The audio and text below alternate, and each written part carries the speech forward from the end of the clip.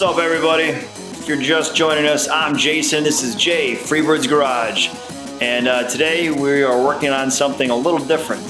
So if you could, hit the subscribe button, smash the like, hit the notification for anything that I put out so you know what's going on. Normally we work on my FXR. As you can see in the back, so the seat, gotta put that together still. But today we are working on something that still involves a garage. It's got a motor. It's very underrated. A lot of people forget about it.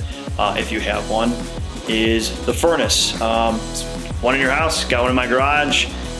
This can translate to your house as well. Found out the motor, the blower motor to be exact, has gone out. So we're gonna figure out how to, or we're gonna put it together, pull it out, put it together, get it back to running. This should translate to your own furnace. So if it's the same problem, you can do the step-by-step process of what I kind of give out of how to get it done.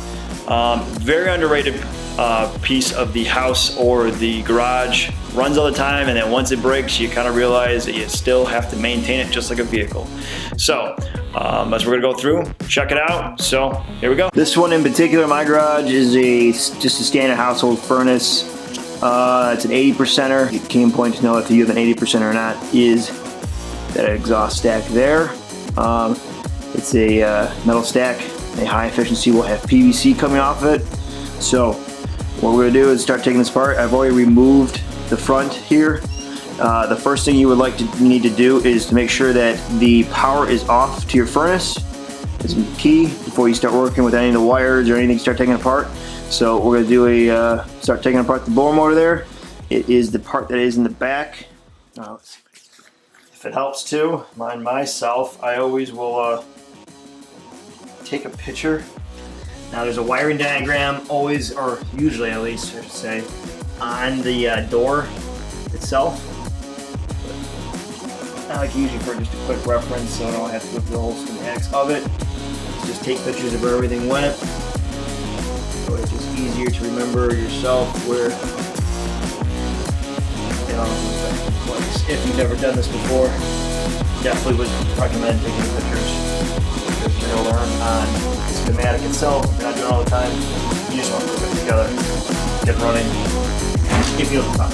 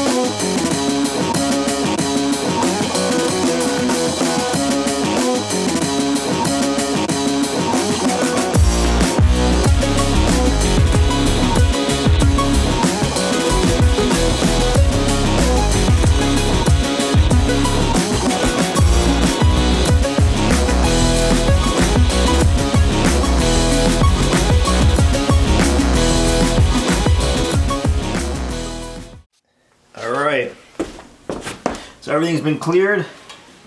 Always double check. I found I had 2 extra screws back here that was stopping this from sliding out.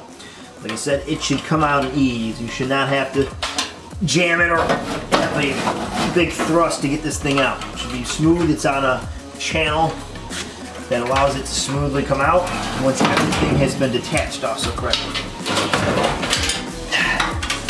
There you have it. The blower motor is out. Also, take note when I talk about the capacitor. It's here, behind here at the control board.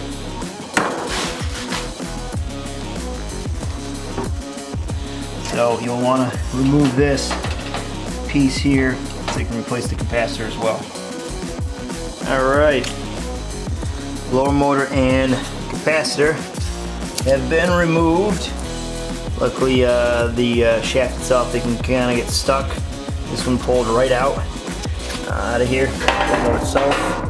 So now, as you can see, you got quite a mess of wires you got to deal with once you get all this apart. So like I said, taking pictures the best you can, photographing every little wire and nook and cranny when you're first doing this is essential to doing this, because it'll make your life a lot easier to know exactly where everything went.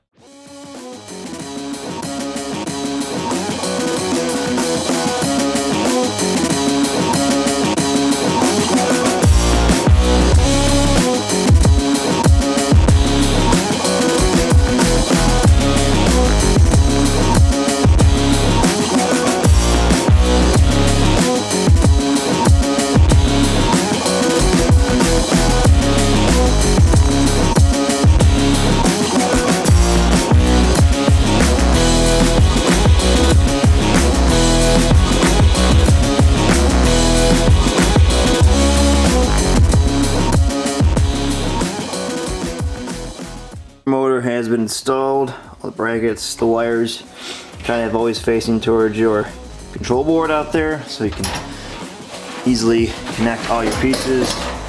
The shaft here, everything's sticking out good, it's not way out too far. Make sure this is tight, otherwise you're going to have to take this whole thing apart if it wobbles. Always a good way to test, just to get it to spin. And I think they're good. Go. After it's been installed correctly.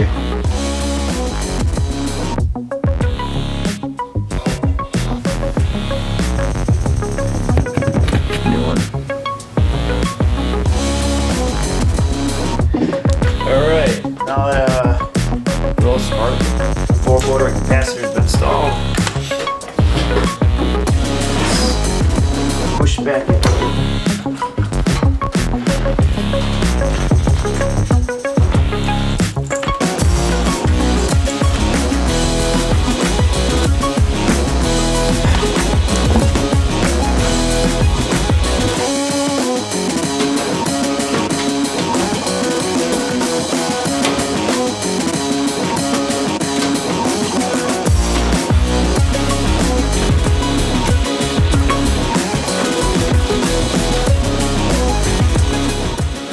Get everything buttoned back up.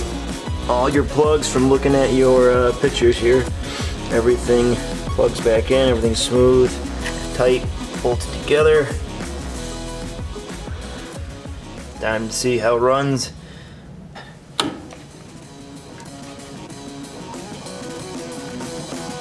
Just heard the thermostat click, making contact, telling the control board to create heat, call for heat, sorry.